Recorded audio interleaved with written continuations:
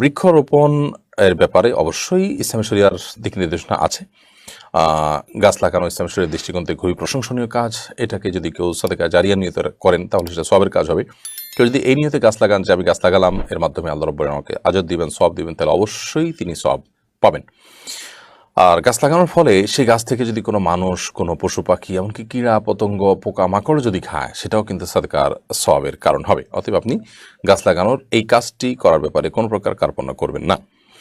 সেই সাথে নবী করিম সাল্লাল্লাহু আলাইহি ওয়াসাল্লাম বলেছেন, কারোর কাছে যদি গাছের কোনো চারা থাকে আর তিনি যদি সেই গাছের চারা হাতে রেখে দেখতে পান যে ইসরাফিল এসে ফুৎকার দিবেন, কিয়ামত হবে, তারপরও তিনি যেন গাছের চারাটি লাগিয়ে ফেলেন। কারণ তিনি গাছের চারা লাগানোর ফলে আল্লাহর কাছে তিনি আজর পাবেন। একটু পরে মহাপ্রলয় হবে, ধ্বংস হয়ে যাবে, সেটা তার বিবেচনা করার দরকার নেই, বরং তিনি তার দায়িত্ব পালন করবেন।